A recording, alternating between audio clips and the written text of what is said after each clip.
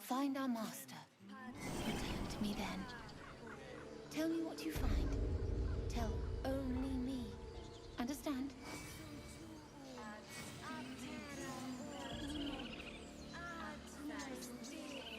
Fly quick. Fly safe.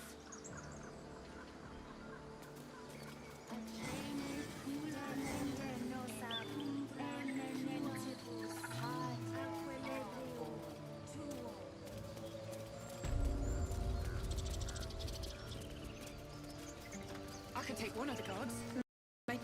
Unless you have news of Arabella, I don't want to hear it. Corga? Corga did... what? No! No! That snake! That... Ah! Kill her! I'll kill a snake. Keep their confidence if you insist.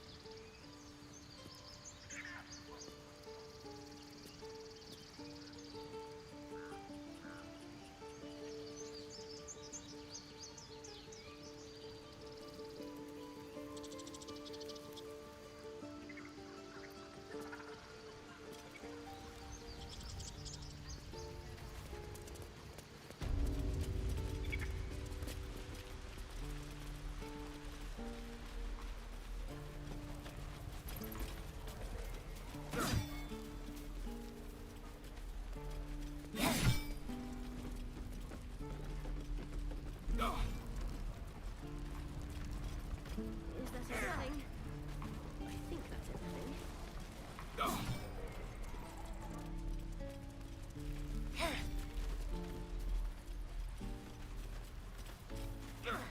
What's inside? You say that like you're looking forward to it. I could use the target practice.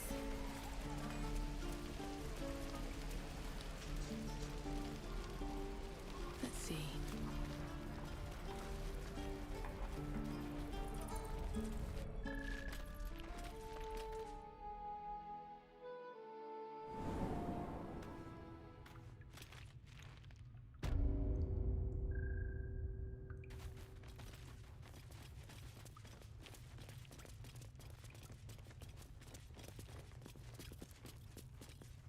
I've already heard. Arabella, 9 summers old. And now she'll never see another. Because of Druid law. Every natural law demands I take up my sword, storm their lair, and... But no. That's what Corga wants. To prove we are exactly what she says. A threat. I won't give her the satisfaction. I'll get my people clear of this, but on our terms.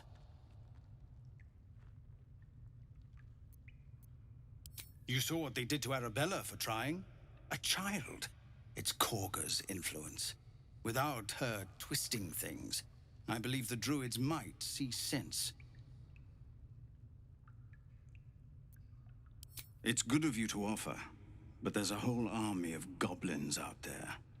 We'd need an army of our own to escort us safely to Baldur's Gate. And while I don't doubt your abilities, you're no army. There may be a way, though. Goblins are ill-disciplined. It's unlike them to organize so cleverly. Somebody must be leading them, bringing discipline to their ranks. Take out that leadership, and they'll scatter. The Blade of Frontiers has done what he can to help us prepare for the journey, and we are grateful. But it'll be a short journey if the goblins still own the roads. By the Triad, there is only one correct answer. Refuse him, and we sentence these people to die. Everyone in this camp depends on it. Thank you. We'll be ready to leave as soon as you give word. doses. This isn't Avernus. No, sir. At least the monsters there looked like monsters.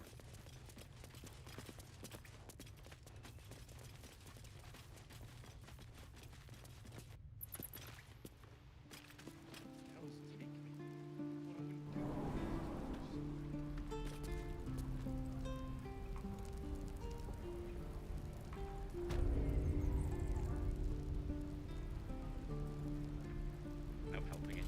We're exposed now.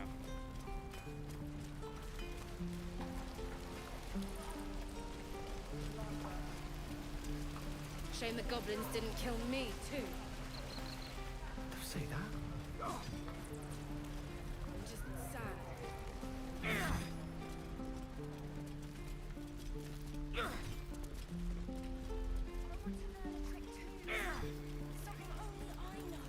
Make one up. You can do that.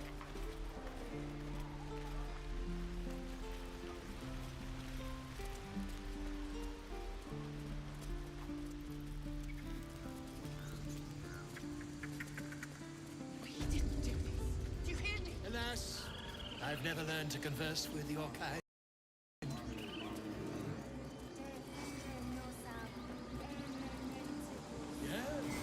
Yes, I'm quite aware.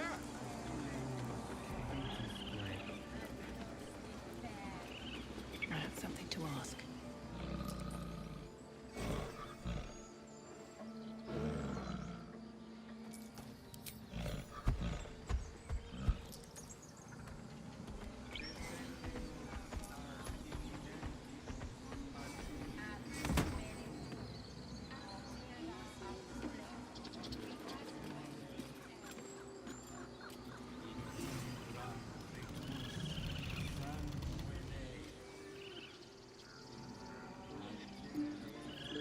Defender of the people.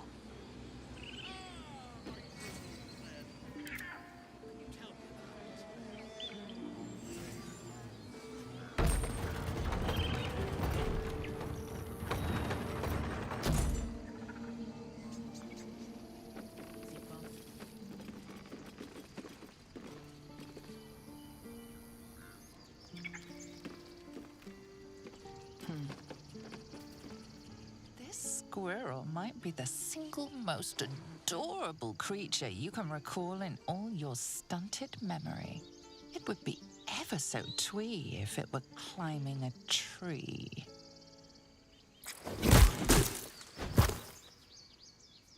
Terrific. If I'm ever harangued by a rodent, I'll know who to call for. You stare at the body before you. You have no idea what just happened.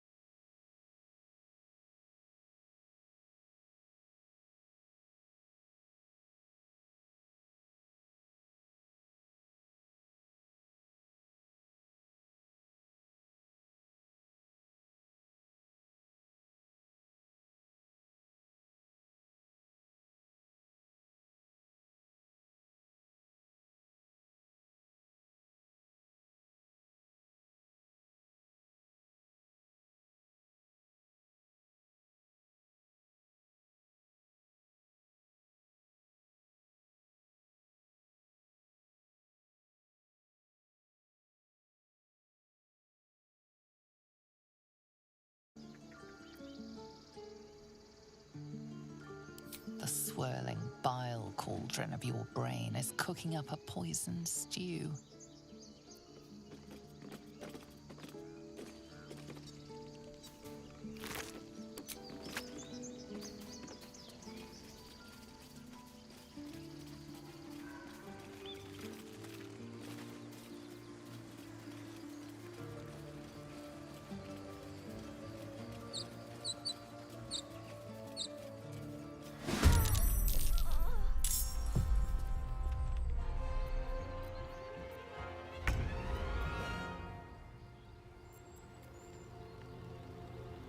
This way.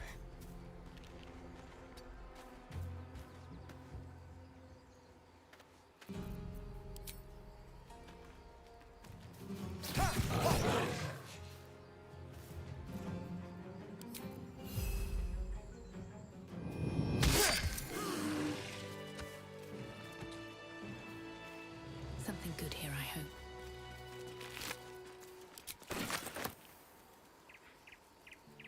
I need a quick word. You have good timing. Never been much of a fighter, so wrestling a bugbear would have gone poorly. But you're not here for heroics, are you? Avernus's stench is all over your skin. Let me guess.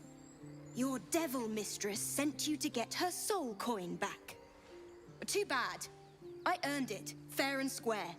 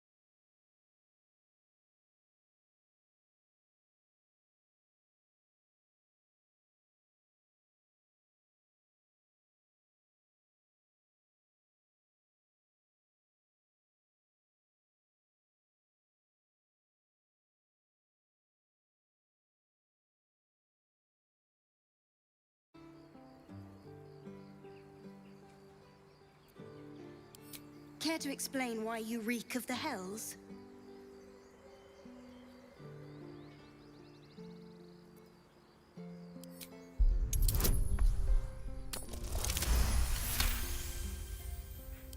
Well, that's quite the story. And I thought I was doomed. Now I feel sorry for you. Here. Take this. It's worth a fortune. But a fortune's not worth much if you're dead. Consider it payment for saving my life. A soul coin, true to its name, holds a mortal soul inside. It serves in the Nine Hells as very valuable currency.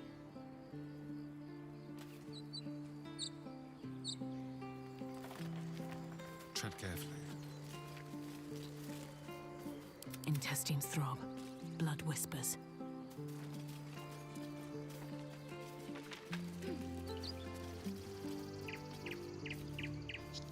With haste.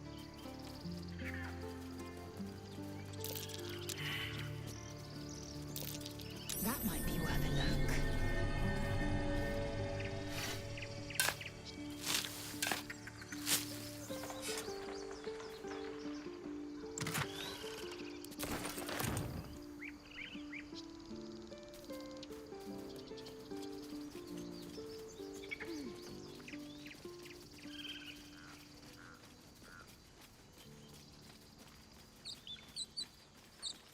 What's up for discussion?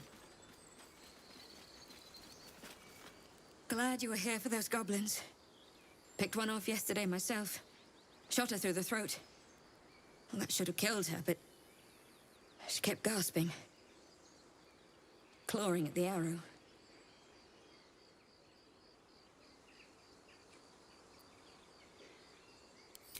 Why? It was terrible. I should have just looked away.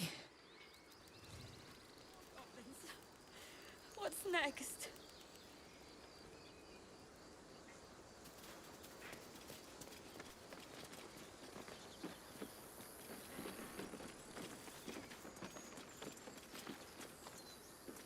Glad you made it inside. Doubt we'll be safe here for long, though. There'll be more coming. Goblins hunt in packs.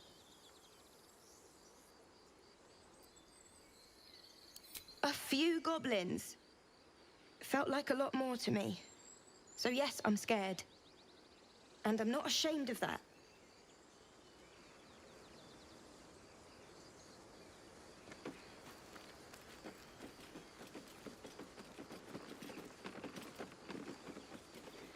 These tieflings prove fragile. I've a mind to end their misery myself. Harsh. Remind me to stay on your good side. You were never on my good side.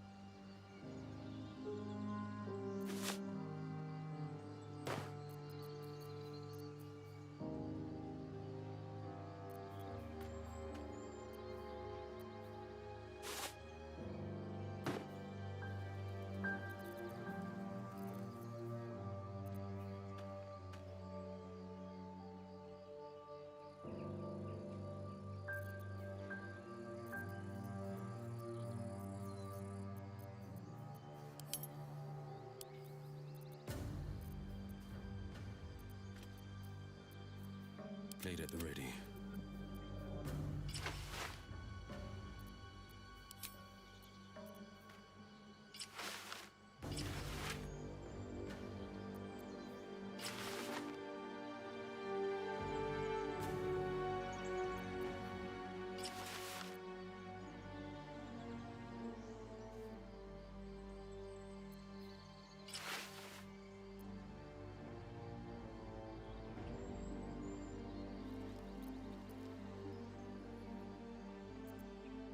No one stopped me yet.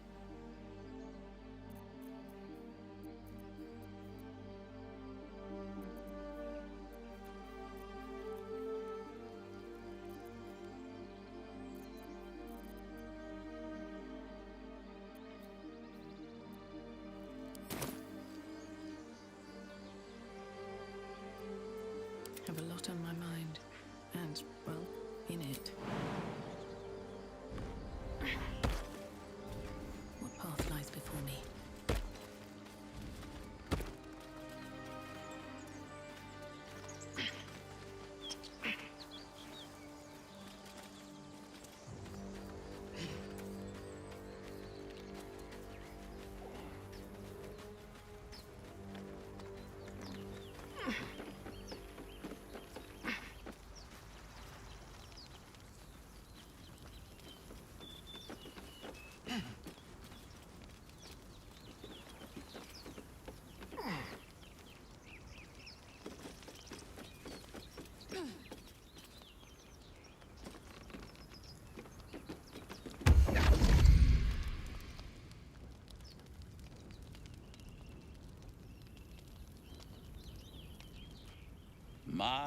My, what manner of place is this? A path to redemption? Or a road to damnation? Hard to say, for your journey is just beginning. What would suit the occasion? The words to a lullaby, perhaps. The mouse smiled brightly. It outfoxed the cat. Then down came the claw. And that, love, was that. They do know how to write them in Cormyr, don't they? Well met, I am Raphael. Very much at your service. It's not every day one meets such a cavalier sinner as yourself. A true, bloody pleasure.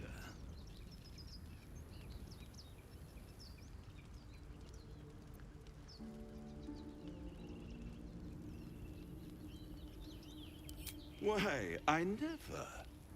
You're paranoid, aren't you? Must be the surroundings. Rather bleak and lonesome. One feels so exposed. This quaint little scene is decidedly too middle of nowhere for my tastes. Come.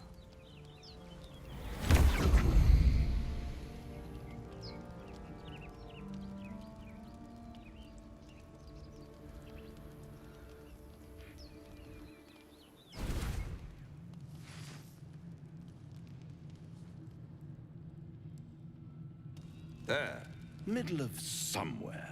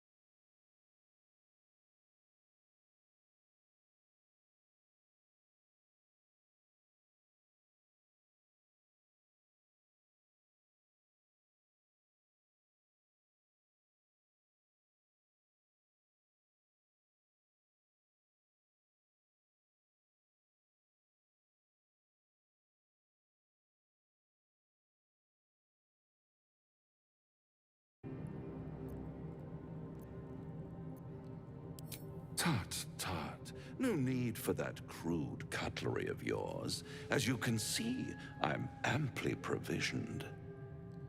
This is the House of Hope, where the tired come to rest and the famished come to feed lavishly. Go on, partake, enjoy your supper. After all, it might just be your last.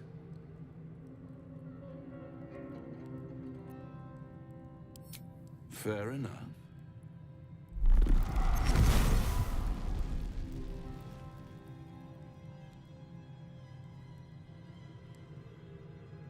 What's better than a devil you don't know? A devil you do. Am I a friend? Potentially. An adversary? Conceivably. But a savior? That's for certain.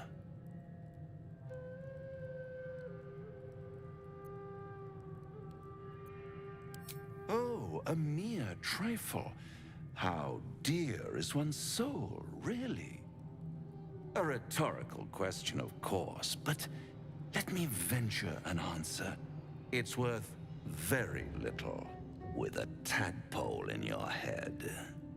One skull, two tenants, and no solution in sight. I could fix it all, like that.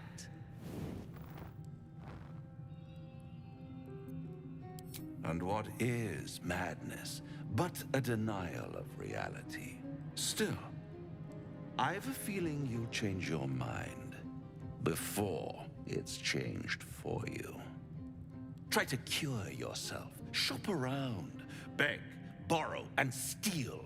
Exhaust every possibility until none are left. And when hope has been whittled down to the very marrow of despair, that's when you'll come knocking on my door. Hope. Such a tease.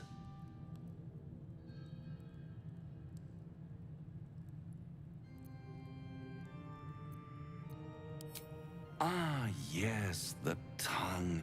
Yet another piece of pleasurable anatomy you'll soon have to do without.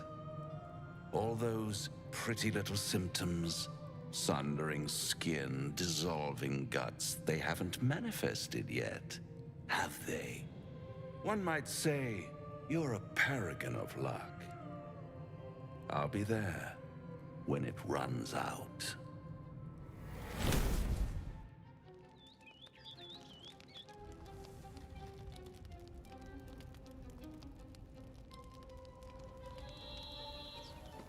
This devil, Raphael, flaunts his paltry wings as if he wants to impress us. You saw the red dragon slaying his infernal kin above hell's fires, did you not? Next to a dragon, the devil's a gnat. When I am Kithrak, I will take my Queen Vlaakith his head as a trophy.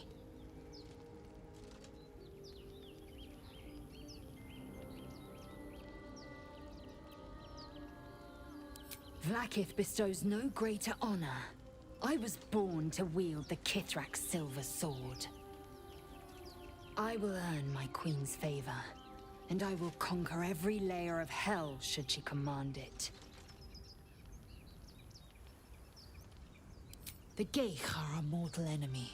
It is not unusual for the Kithrak to give chase. To penetrate the hells, this is unusual. But let us not question the wisdom of our queen. We can see but to the horizon. Vlaakith's sight pierces the many plains.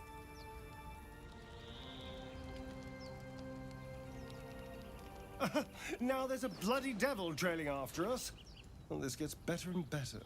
Shop around, he said. He seems sure we won't find anything. And he might be right. We've had no luck so far.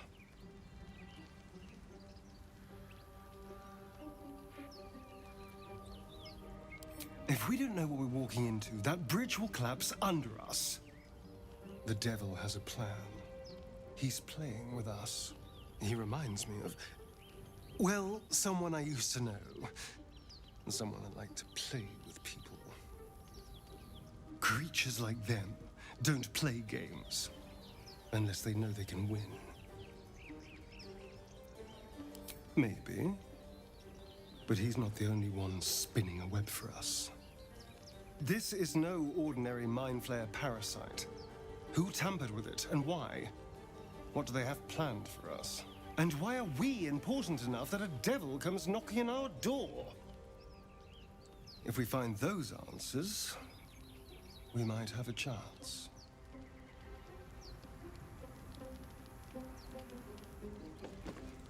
The goblins still infest the roads. As long as their leaders live, Zevlor's people are trapped. He brings to mind a story. The Devil with the Silver Tongue. An old fairy tale my father read to me. The kind with a hero, a villain, and a moral. A farmer made a deal with the devil so the story goes.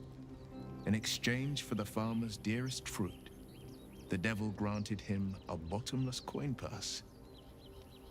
The farmer's dearest fruit, naturally, was no apple nor peach, but his beloved daughter. We can learn a lot from fairy tales, don't you think?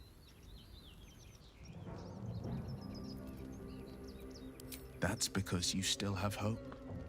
But when he becomes your last hope, remember this. He'll require of you only what you're least ready to part with, and then require more still. You might think you'd give up anything for a cure, but the devil won't take just anything. He'll take everything.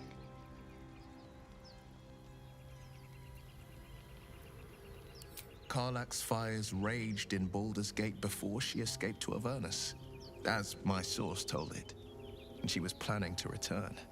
One of the archdevils Zariel's own, chaos incarnate, a devil with pure fire for a heart. I made my way to Avernus to stop her. She fled from my reach, even climbed aboard the Mind Flayer ship as it screeched through the hells. I followed in close pursuit. I can't bear to imagine the lives Karlach might be taking, the damage she might be doing.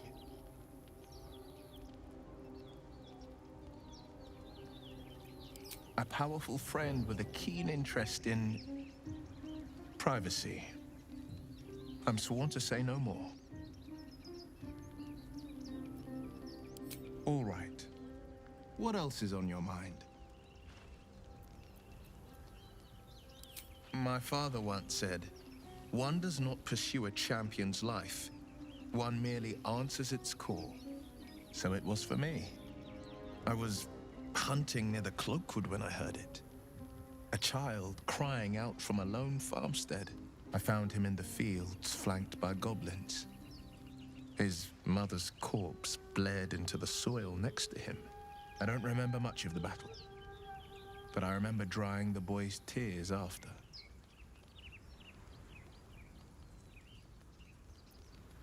Proud? No. Angry. Angry at the monsters preying on innocents. Angry at the so-called good gods for tolerating the cruelty of the evil. Angry at myself that it took so long for me to see the coast suffering. The frontiers demanded a blade, and so I heeded.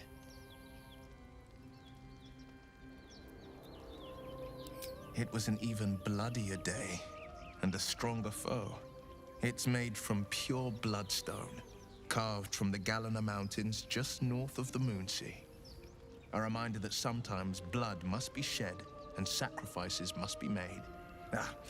But that story is reserved for lifetime friends and calmer days. By all means. Anger, I understand. We've been preyed on by Illithids, suffered insertion of a mind-bending worm. Bloodthirst is another matter. But perhaps not too big of one, if it's a devil or demon's flesh you're wanting to tear.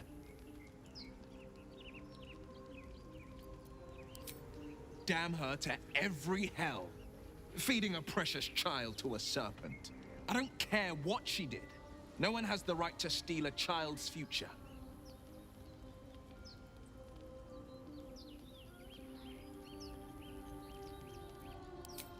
Fate didn't kill this child. Korga did. Her sort of evil is more terrible than most. She worships sheer cruelty and dares to call it justice.